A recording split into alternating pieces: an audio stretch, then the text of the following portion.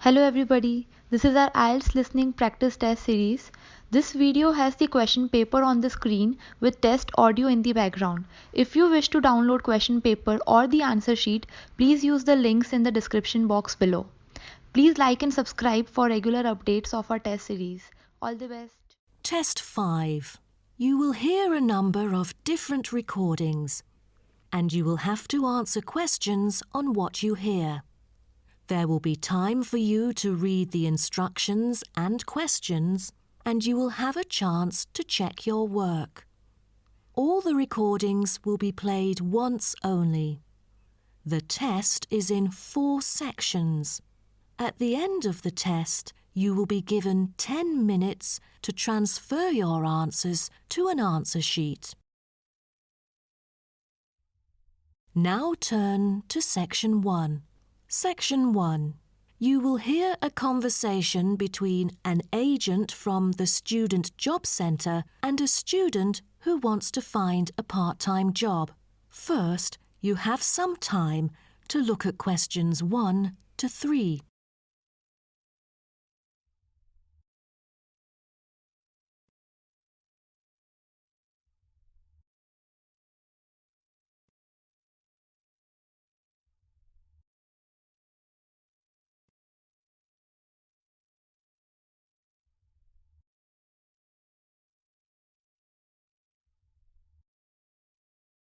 You will see that there is an example which has been done for you. On this occasion only, the conversation relating to this will be played first. Good morning. Oh, good morning. Is this, room number 316? Yes, that's right. So, is this the Student Job Centre? It certainly is. How may I help you? Well, actually, I'm looking for a job, a part-time job. Do you have anything available at the moment? Ah, yes. Are you a registered student? I'm afraid this service is only available to full-time students. Yes, I'm doing my degree in statistics studies. Here's my student card. Right. Well, let's just have a look at what positions are available at the moment. There is a job for social workers, and the workplace is in the House of the Disabled. The agent says that the workplace for social workers is in the House of the Disabled, so disabled has been written in the space. Now we shall begin. You should answer the questions as you listen, because you will not hear the recording a second time. Listen carefully and answer questions 1 to 3. Good morning. Oh, good morning. Is this, room number 316? Yes, that's right. So, is this the Student Job Centre? It certainly is. How may I help you? Well, actually, I'm looking for a job, a part-time job. Do you have anything available at the moment? Ah, yes. Are you a registered student? I'm afraid this service is only available to full-time students. Yes, I'm doing my degree in statistics studies. Here's my student card. Right. Well, let's just have a look at what positions are available at the moment. There is a job for social workers, and the workplace is in the House of the Disabled. That would be fine for me. What are the hours like? You'll have to work every day, and the payment is $9 per hour. However, the skills required are not very basic, so 3 days of training is needed. The pay is quite good, though I'm in my second year of study now and must attend some courses during the daytime, so I'm afraid I can't make it for this one. Do you have any other positions? You know, ones that I could spare more class-free time on? That's not good then. Let's see. Here, there is one for security guards in the supermarket. What about the pay? The salary is pretty standard for this one. It's $25 per hour. Great. That's much higher than I would have expected. Are there any special qualities required? It sure offers quite a good salary. There's almost no requirement for this job except that you must wear a uniform which is provided. That's very nice then. But what about exact working hours for this? I hope it will be okay for me. The working time is from 9 a.m. to 5 p.m. and you only need to work 3 days each week. Before you hear the rest of the conversation, you have some time to look at questions 4 to 10.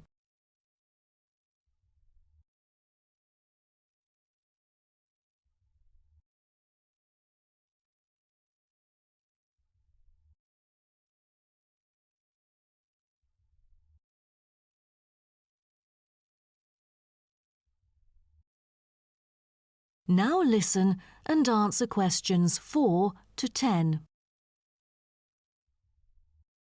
That sounds like fun, but unfortunately, I've got other arrangements during the weekdays, so that's not possible either, I'm afraid. Well, I think we do have something else for you. Yes, here it is. There is a vacancy for a van driving position in a furniture company that might suit you. What is the working time for this one? On the weekends? No, it's night work. That's good to hear, 'cause I'm available for most of the late hours. And the good thing for this is that you've got variable hours to choose from, though the payment is fixed. Any other restrictions for this one? Yeah, it requires the driver to have reliable driving skills. You know, in case of unnecessary damage or any unwanted possibilities of accidents. Night work is perfect, but I don't even have a driver's license, not to mention my horrible driving skills. No driver's license. That makes it impossible at all. All right. The last option that might suit you is a job as a data entry clerk. You'll be expected to work in a school. It's actually a good place, you know. Lovely. And what about the working hours? Not on weekdays, I hope.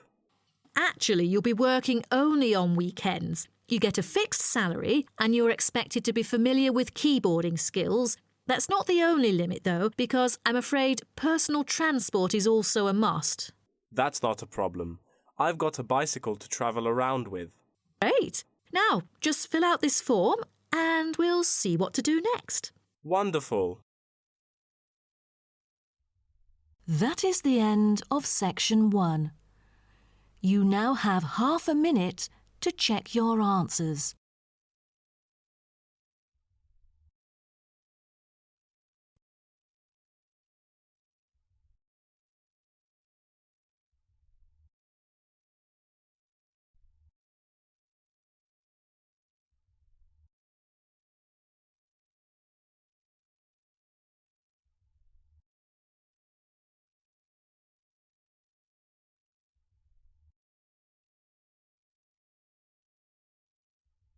Now turn to Section 2. Section 2. You'll hear a talk between an interviewer and an interviewee called Chris Evans from the Royal Caledonian Curling Club about ice curling. First, you have some time to look at questions 11 to 16.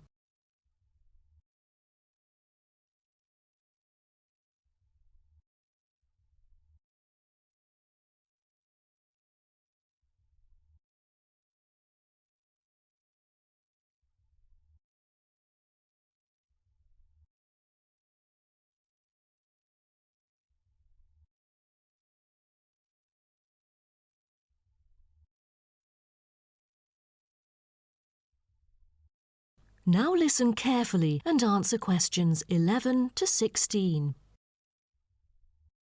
Today, we're pleased to have on the show Chris Evans from the Royal Caledonian Curling Club. Now, let's welcome Chris to tell us something about ice curling. Chris, please.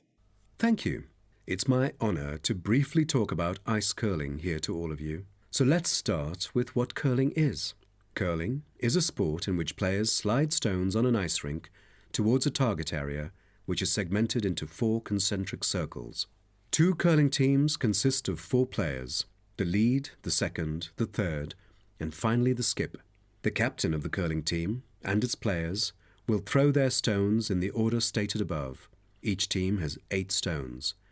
The purpose is to accumulate the highest score in the game. Points are scored depending on which stone is resting closest to the centre of the target area at the end of the game. The ice surface on which the game is played, or the rink in curling, is called the sheet. It is covered with tiny droplets of water that become ice and cause the stones to curl or deviate from a straight path. The curling players should slide the heavy polished stones or rocks across the ice curling sheets towards the house, a circular target marked on the ice, as I mentioned before. There are several pieces of equipment essential for a curling game, so a concise instruction will be given to you.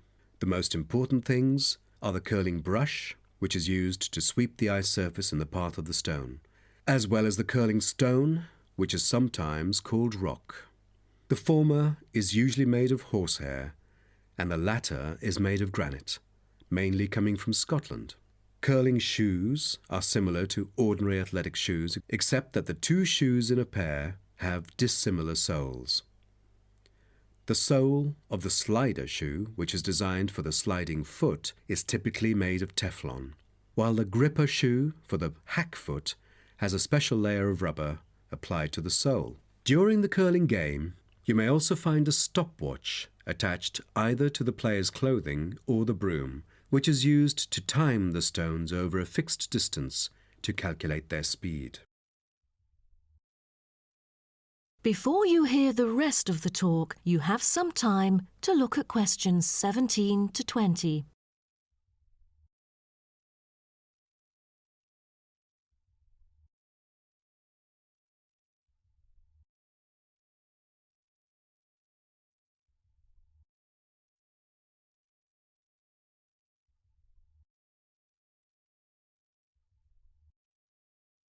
Now listen and answer questions 17 to 20. Now, a word about the development of curling clubs. Curling is thought to have been invented in medieval Scotland, and outdoor curling was very popular in Scotland between the 16th and 19th centuries, as the climates provided good ice conditions every winter. Kilsyth Curling Club is renowned as the first club in the world, having been formally constituted in 1716 and widely influencing ice curling development. In Kilsyth today, both men's and ladies' sections are thriving, participating in all major competitions and having won championships in the British Open in the past. The mother club of curling, Grand Caledonian Curling Club, was instituted in 1838 for the purpose, not as such to attract people's interest, but to regulate the ancient Scottish game of curling by general laws. With these official rules, the young curlers could be trained in a more professional way. By 1842, the new national club had sought to obtain royal patronage, and it has ever since been known as the Royal Caledonian Curling Club. However, many sports, such as athletics and tennis, were frowned upon as being too recreational and not practical enough. So the Crown banned them by law during the 1300s, in the hope that men would instead practice the archery skills that were seen as vital to the country's defence. And the ban was lifted in the 17th century. So, do you know the reason for curling being kept during the 16th century? Is it because it was so popular, or because people from all ages like children could play it? The spirit of curling dictates that one never cheers mistakes, misses, or gaffes by one's opponent. And most importantly, all the team members should strictly follow the instructions of their captain, which is essential for men in battle. Curling was brought to Canada from Scotland, and some curling was played informally before 1800. Curlers often used iron curling stones made from melted materials such as cannonballs rather than granite until the early 1900s, because there were transport problems importing granite stones from Scotland. That is the end of section 2. You now have half a minute to check your answers.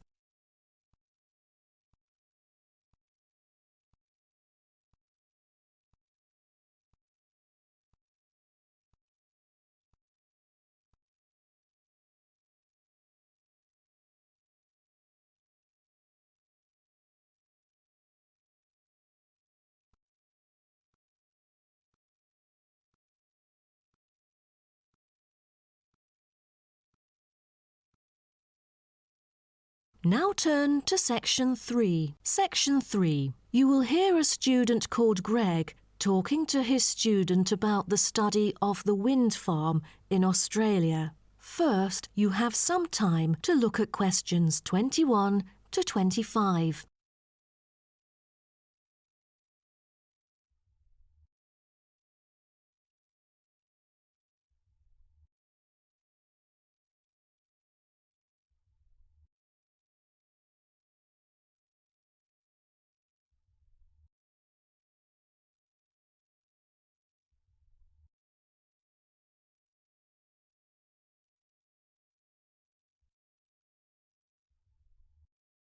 Now, listen carefully and answer questions 21 to 25. OK, Greg.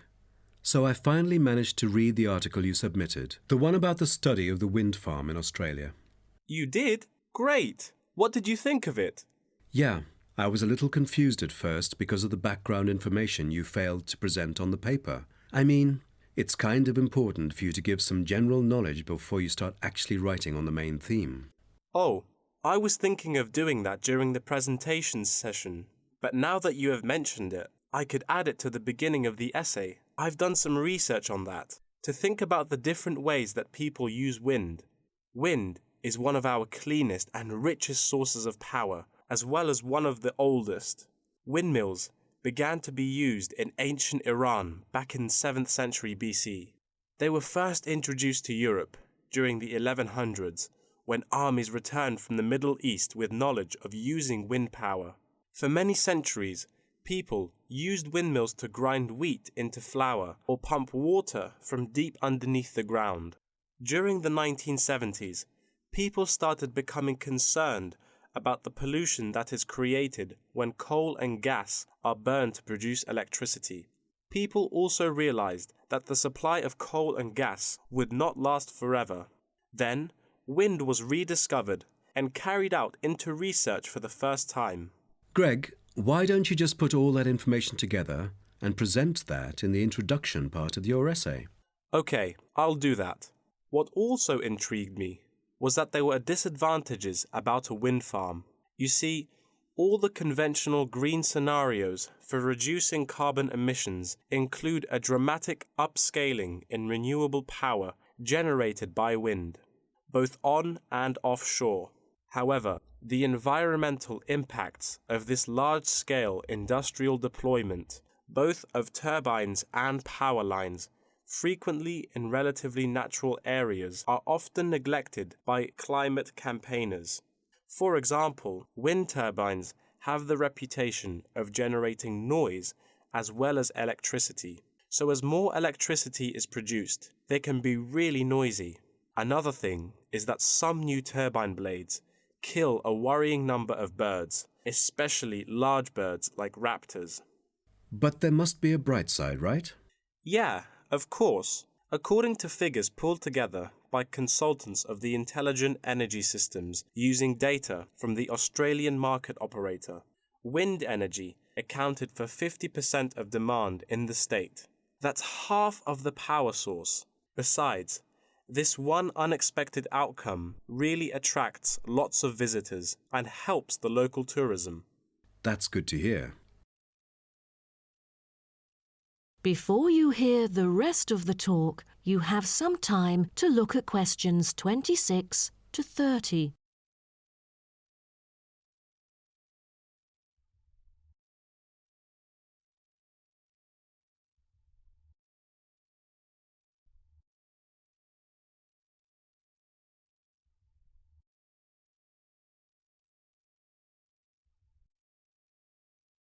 Now, listen and answer questions 26 to 30. Oh, how about the structure? Offshore wind farms consist of a number of connected elements. These include the turbines, foundations, array cables, offshore substation, export cable, and onshore substation and infrastructure. Just a single one of these giant wind turbine blades, produced by manufacturer Siemens, is almost as big as the Airbus A380, the world's largest plane. That's made in Europe. Impressive. Actually, at first, there were protests among residents who claimed themselves to be victims of land loss and noise. Then, policies came out really quick, and then they could get allowance from the government. From then on, things went smoothly. What would happen in extreme weather conditions? I mean, it could be dangerous if hurricanes occur. A motorized operating mechanism enables the device to be switched back on remotely. All versions feature the modular design and share the same complete range of standard accessories, thanks to its very extensive operating temperature range of -25 to 70 Celsius and its strong temperature range of -40 to 70 Celsius. It is ideally suited for use in wind turbines under extreme climatic conditions, though they do have an option to lower the speed of it. Wonderful. Then, what were the fans, or turbine blades, made of? Is it a special kind of metal? No, they were too heavy. Wind turbine blades must be strong, light, and capable of operating for decades without much, if any, maintenance. Fiberglass is one of the main components of many large-scale wind turbine blades. The material is used because it is lightweight, easily shaped, and not too expensive.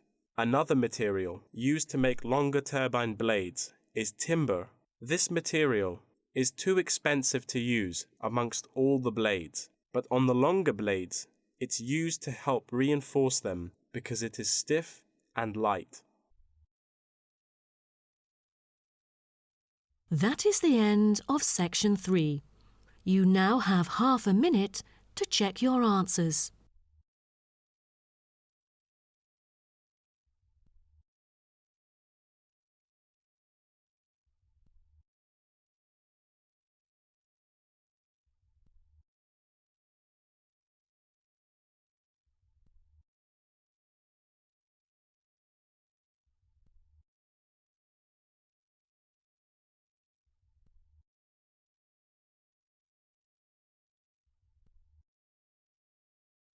Now turn to section 4. Section 4. You will hear part of a lecture about tea tree oil.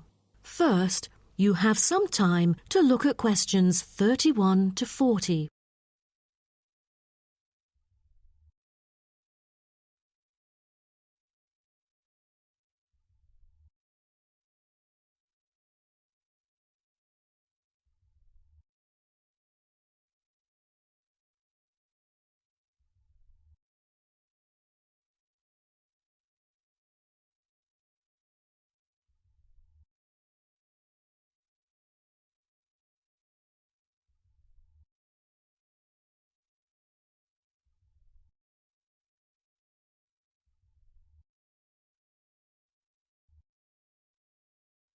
Now, listen carefully and answer questions 31 to 40. So, what I'm going to talk about to you today is something called tea tree oil, which was first extracted from Melaleuca alternifolia in Australia. This species remains the most important commercially. Several other species are cultivated for their oil extraction. There is a very long history of tea tree oil's use in aromatherapy. Traditionally, Melaleuca alternifolia leaves were crushed and the oil was inhaled by the Aborigines of Australia for the treatment of coughs, colds and also for the treatment of wounds. For instance, they chewed the young leaves to alleviate headaches and took them to treat sore throats or skin ailments. The Aborigines world was discovered by Willem Janszoon, a Dutch explorer who was the first European to sail to Australia. In 1606, he reached the northern coast of Australia in his ship. Then several voyages of exploration followed in the first half of the 17th century. The Dutch found it a paradise on earth for man's well-being, with timber, stone and lime for building. There was also plenty of salt, and the coast was full of fish. Besides, they found the characteristics of the diet there because they happened to meet 10 naked black Aborigines having a meal in the open air. While the value of tea tree oil originated from Australia, it was gradually known and tested by the outsiders. In the middle of the 18th century, Sir Hugh Palliser, an officer of the British Royal Navy who had been to Australia several times during that period, got serious injuries all over due to his experiences in several wars. For more than the last 15 or 16 years of his life, he seldom laid down on a bed because of the constant pain in his leg. Then he tried tea tree oil, as it was said that tea tree oil could operate as a very powerful immunostimulant for pre- and post-surgical care. The use of the name tea tree, also called paper bark trees, probably originated from Captain James Cook's description he made soon after he had arrived at the coast of New South Wales in 1770. At the time, he witnessed some Aborigines of Australia using one of the shrub's leaves to make an infused drink in place of tea. In the 1920s, some human clinical research and the documentation of many benefits associated with tea tree oil were credited, which were made by Dr. Arthur Penfold, an Australian government chemist. He investigated the business potential of a number of native extracted oils, then reported that tea tree oil was promising as it exhibited powerful antiseptic properties. But after World War II, the entry of antibiotics declined the use of natural products in medicine, which had a negative effect on the production of tea tree oil.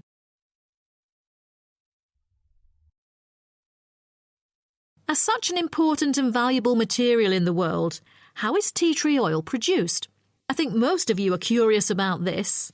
Tea tree oil can be extracted in some different ways, but the most traditional way is steam distillation. Once harvested in winter, when the amount of required essence in oil meets the needs for production, the finely cut trees are transported to a steam distillation facility. The extraction is made by distilling the leaves in specially designed stainless steel stills along with the stems to yield pure oil. The water-filled boiler is heated and constantly monitored to maintain the correct temperature. Both the steam and oil evaporate and then condense as they run through a pipe into the collecting container where the oil floats to the lid, while the water, because of gravity, goes steadily out the lower exit pipe.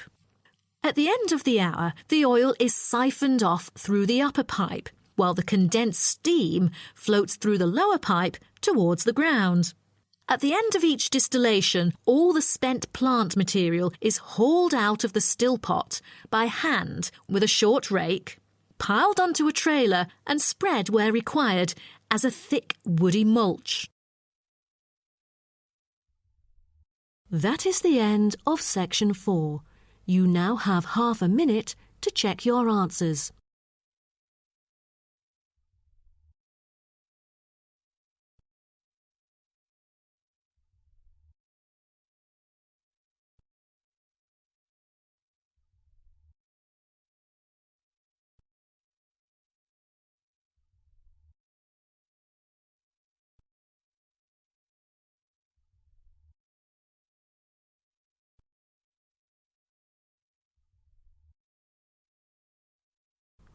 That is the end of the listening test.